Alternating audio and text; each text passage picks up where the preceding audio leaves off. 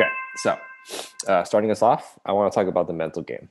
So I think a lot of people with interviewing, they focus on the very kind of tactical stuff. They focus on, oh, how do I do alien dictionary? How do I understand how dynamic programming works? They focus on these kind of nuts and bolts type things. And of course, you have to get good at these in order to pass the data structures and algorithms portion of your tech interview, especially for a big tech interview. But what I think is not talked about nearly enough is the mental game.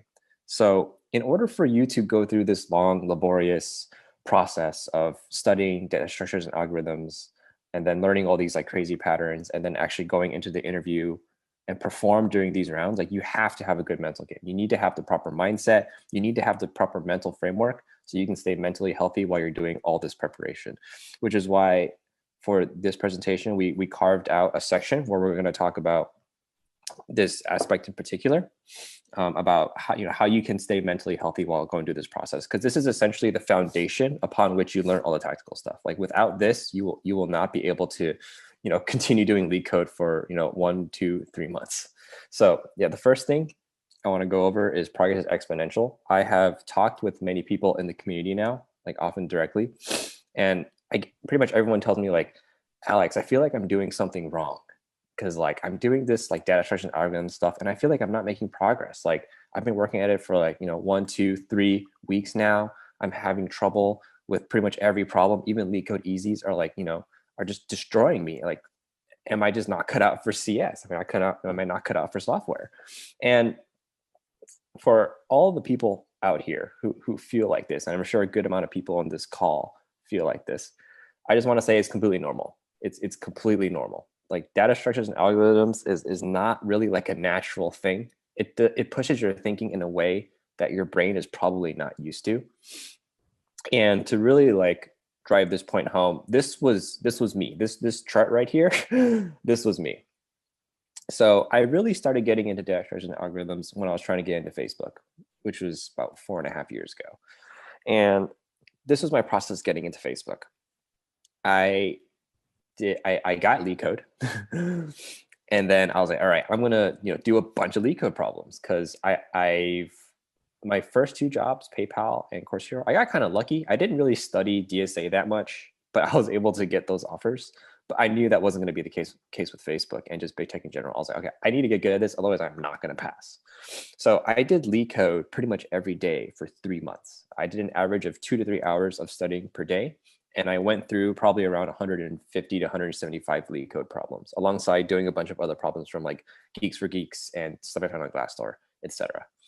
For the first, I would say, month and a half to 2 months, I felt exactly like what I just described before. I felt like I wasn't making any progress. I remember when I first started doing leak code, I couldn't do any of the easies. Like I would just open up like any leak code easy problem. And just for context here, leak code splits up problems into 3 different tiers: easy, medium, and hard. And easy is supposed to be problems that like most people should be able to get in 10 to 25 minutes, supposedly. But I couldn't figure out pretty much any of them, and I felt really, really stupid. But over time, what happens with my DSA, like studying for Facebook, and I think most people's as well, is you hit something called an inflection point. Essentially, you're going to feel really, really stupid for a long time. For a long time, like probably 50 to 70% of the process, assuming you make it all the way to the end, which is where you feel like you have pretty good mastery, which probably will take at least 2 to 3 months plus for the vast majority of people. You're not going to feel like you're making progress. So you can see here the line is like not that curvy for the first half or so, but then you're going to hit a point where like all the hard work that you've done starts paying off, and all the pieces just start like coming together. It's like hard to describe. It just happens.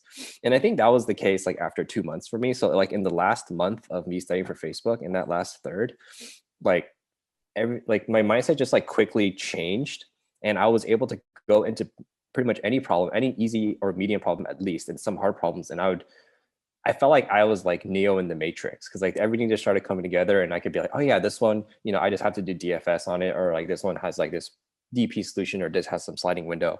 And I was able to like solve most of the problems without a bunch of hand holding. I didn't have to open the answer or look at the discussion threads. I could actually like solve the problems on the fly, and it felt amazing. So just wanted to let everyone here know is when you go into this DSA process, you just have this in mind. So when you feel dumb in that first portion, just know it's completely normal and things will get better over time. Trust me. Like pretty much, I would say 90 to 95% plus of people are going to follow this learning curve here. Yeah. Rahul, anything to add? Yeah. If there's one thing that I want people to take away from this presentation, it's this slide that Alex put together, which is that you have to trust the process. So there's a broader discussion here around, like, are DSA questions actually a good way to assess the competency of an engineer? And I think you could make arguments yes and no. But there is one thing that data structure and algorithm questions have going for them, which is that it's fairly methodical to get better at them. And let me illustrate this by talking about something which is where it's not methodical to get better at it, right? Like, let's say that my goal is to build a startup, right? I want to build a VC-backed startup, which is going to impact a lot of people, and I'll make a bunch of money and all these things that come with a startup. And so then you could say, okay, well, in order to achieve that objective, one thing I'm going to do is on GitHub, you know how if you commit code on GitHub, you have that like green square show up. And so you could say, okay, what I'm going to do now is every single day, I'm going to commit a piece of code. So I'm going to have like this really long GitHub commit streak. And that'll be how I achieve my mission of building a startup.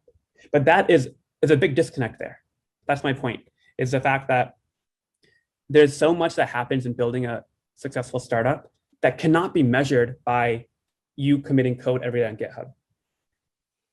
But contrast that with data structures and algorithms questions. There's a purity, or there's a much more methodical way to get better at DSA, which is just do more of them. There's no other, it's kind of like running a marathon. I mean, it's kind of a weird analogy for me to talk about running a marathon because I've never ran a marathon before. But like with running a marathon, just run every day. There's no secret. There's no magic. Just run every single day and you will be able to run a marathon. I promise you. And so I think that's really what I think this graph illustrates, is that trust the process, trust the system, and you will get better every day. And you'll get to the point where you're going to be passing the majority of these interviews. The last time, about a week ago, or I think it was like a week and a half ago, Alex and I had a session about time management. And one of the things that I mentioned in that session, that the system is much more important than a particular day or a particular outcome. That's exactly, I think, another way of framing this, which is that if you feel like you messed up today, like you didn't get any leak code problems, you messed up tomorrow, you messed up next week, it doesn't matter. Just trust the process, have blind faith in your system, and you will achieve what you want. So I think this is probably the most important slide, I think. If this is one thing you want to take away, then this is what you should take away.